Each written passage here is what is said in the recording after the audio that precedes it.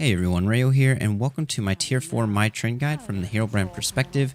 I want to do a quick shout out to everyone here in the party from Mislocked FOTM, which is my fractal training guild, so thank you guys for helping out and just being available, which is really awesome. We were able to get to this right away. So first part right here is just clearing mobs, not too bad. And then in the fight, I'm just going to explain as I go.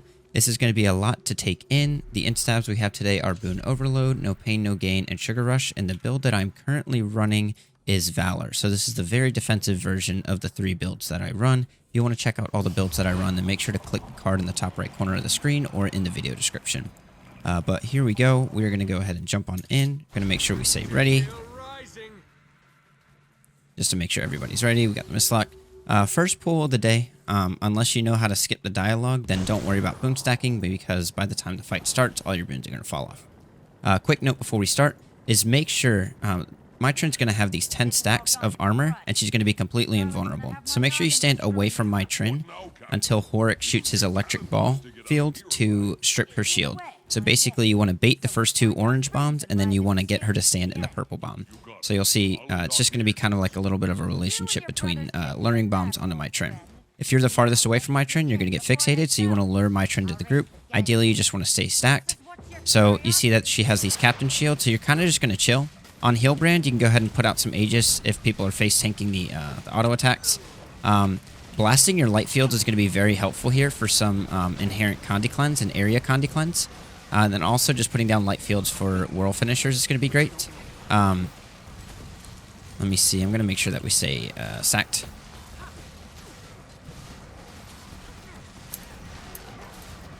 There we go.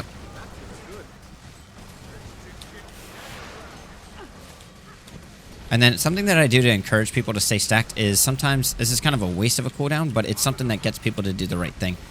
Just put down this resistance field because the Condis tick really, really heavy, and you really just want to get Mai Trin to a point where she's taking damage.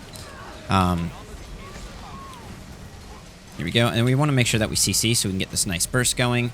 I really didn't need to go through the whole F1 tome there. I've been used to playing a different version of Firebrand, so a little bit out of practice with Healbrand. But you're basically just going to be blasting fire fields if you can, blasting your light fields if there's heavy Condi.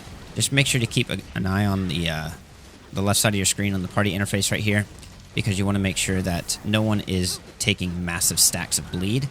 If you need to keep up, if you're falling behind actually on your Condi Cleanse, then make sure to just go in the F2 tomes, kind of like an emergency tome, I would say. Try and save that as long as you can, because things can change really quickly, and you don't want it to be not available.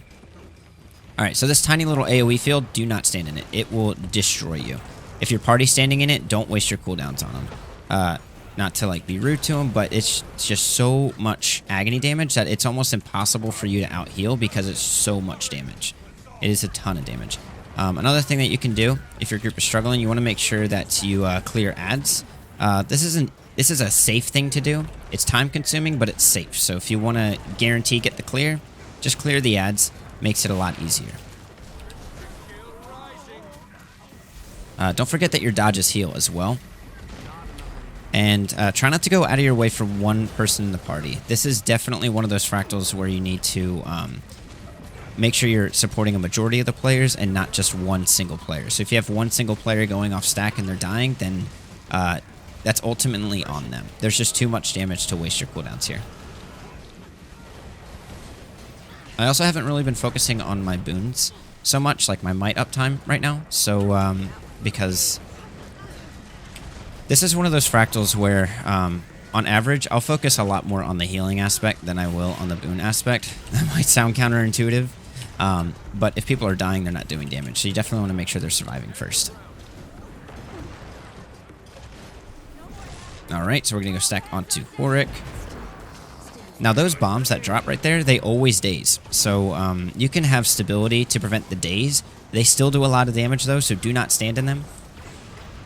You can kind of use your F1 tome to kind of like lead your party to certain groups of ads. You kind of want to lead as a Healbrand here. You want to make sure you're like not necessarily typing out like, hey, stack here, but wherever you pull, typically people run to for the most part. Not all the time. Maybe not in your average pug groups, but I would say a majority of the time that ends up working. If people see a stack of ads, They just want to do all that damage. So pull adds together, and people will typically run to it, and that's a good thing that you can do with your F1 tome. Alright, so we have a couple of the group killing that Aether Blade, which is fine.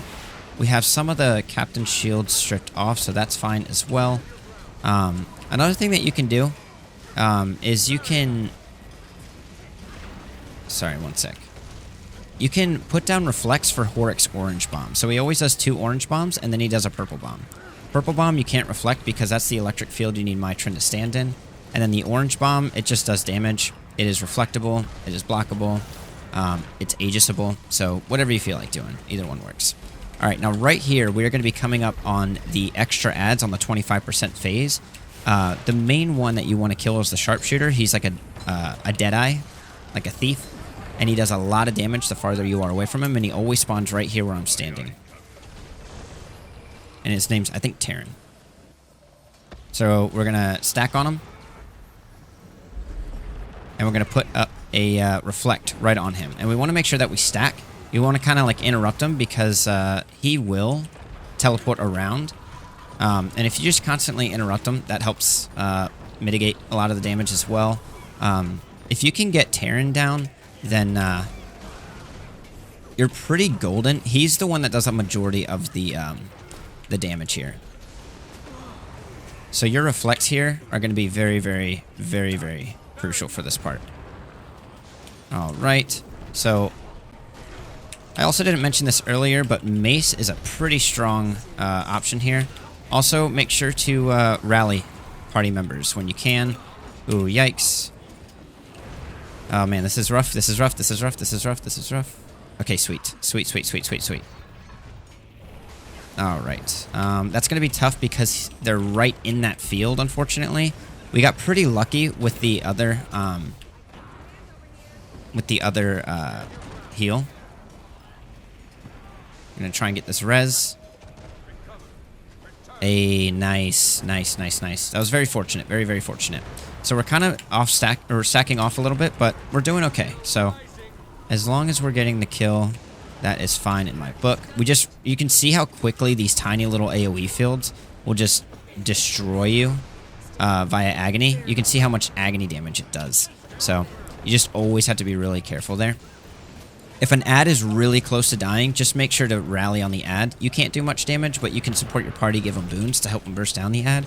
That is a lot safer than having you having everyone res. Because when you're res, you're not attacking, you're defenseless. You can use instant cast like your mantras, so it's okay for you, but your party members typically not. It's better for them to just down something that can be bursted down. So try and focus on bursting down lower health targets, and then that'll be your better res. But at this final phase, you don't need to strip the Captain's Shield. You can just kill Horrik, and that just mitigates some of the AoE damage. And then after this, you can kind of just burst down Mai Trin, and you're really good to go. Nice. Nice. First try. First try. So I'm glad I actually took the more bunker-ish build there, because it ended up working out very well. So anyways, that is the Mai Trin guide. If you'd like this guide, then make sure to leave a like, comment down below. You can check out the rest of the playlist. I have that in the video description. And if you would like to check out the build I'm running, then make sure to check out the build video. So anyways, guys, I'm Rayo, and I'll see you next time. Take care.